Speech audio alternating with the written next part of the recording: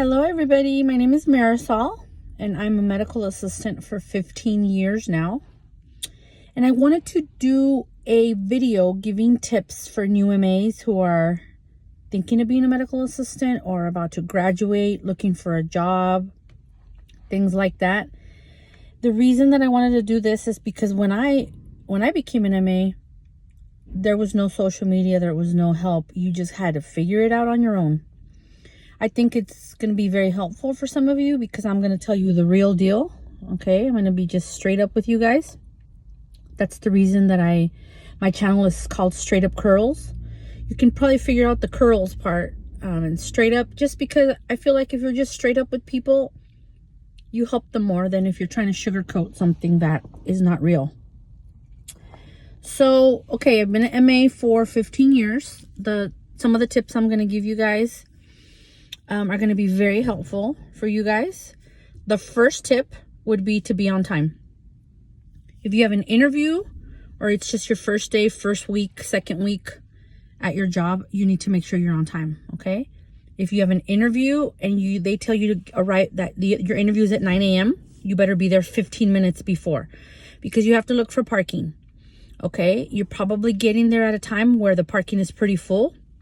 You need to find the building and you need to, find the place, right? Like, what floor is it on? Where are you going? You have to go to the receptionist. The receptionist have to call the manager. The manager has to call whoever. So it's a process. That's my first tip. Be on time. Once you're working and you have your badge, because it takes sometimes 1 to 3 days to get your badge. So that's the other reason you want to be on time. Once you have your badge, I would say in your workstation with your coffee in your hand, your lunch put away, your bag put away, and your computer up and going at least 5 minutes before you're set to clock in. All right. Tip number 2, be observative. So even though you're going to have probably the lead MA train you, and what does that mean? The lead MA is the person who has been in the department the longest. That's every department, whether it's a clinic or hospital. Basically, that person knows all the ins and outs. So don't think that that person's going to be your BFF. Don't think that that person's going to even be a good trainer. Sometimes they're just black and white. They just show you what you need to do, not what you should be doing. There's a big, big difference. Okay. So be observative, observe the other employees there, observe their communication, because your trainer is not always going to be available for you to go after him or her to ask questions, right? Your trainer might be on vacation, sick, or, in a room with a doctor and you have 2 patients outside that you have to room. You might have a question. So being observative is key. You should have at least 3 people. I'd say like your number 1 person to ask, which is usually your trainer, and then 2 backups, okay, in case the first person is not available. Okay, my third tip. This is really, really important. Take notes. It doesn't matter if you're in your 20s, in your 30s, if you have a good memory, take notes. The hardest thing about being an MA when you're actually working in the clinic is knowing what each doctor likes. At every single clinic that I've worked at, every department that I've worked at, every doctor in the same department likes something different. For example, I worked in the surgery department. We used to remove toenails. There was 8 surgeons that I worked with. Okay, 7 of them were general surgeons. So they would do, toenail, they would do removal of skin cancer, they would do hernia repair, lung biopsies, things like that. The 8th one was a plastic surgeon. She specialized in plastic surgery, mainly with breast cancer patients.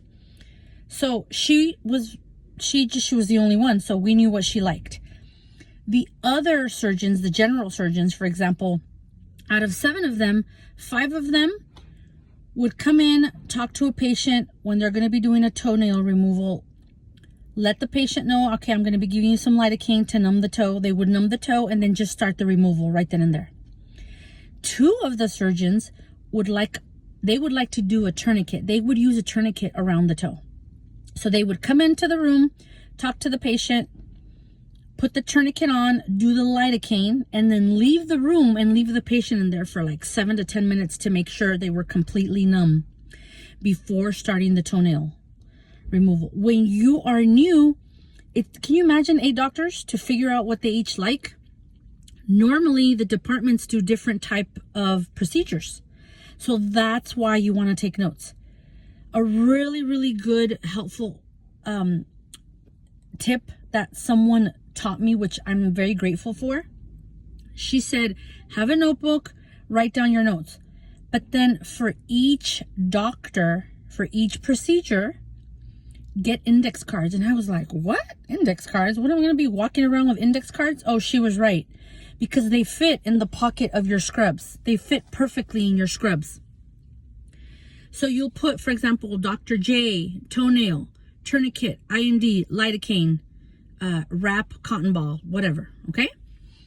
And so when you're working with that doctor, you would pull out just that doctor's index cards, and then you don't have to be figuring out, oh, wait, what does he like? What does she like? Wait, because you get really confused, especially at the beginning.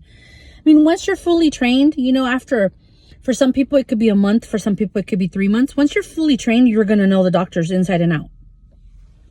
So that's another tip that I wanted to tell you guys.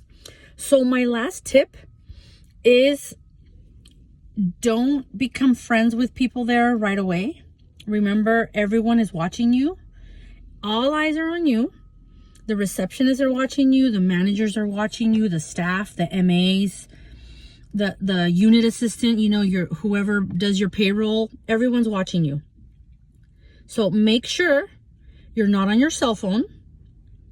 That's a big deal nowadays. People are addicted to their phones. If you're at work, keep it professional, okay? You can be friendly with people, but get to know them. Wait a while before you start hanging out around with people.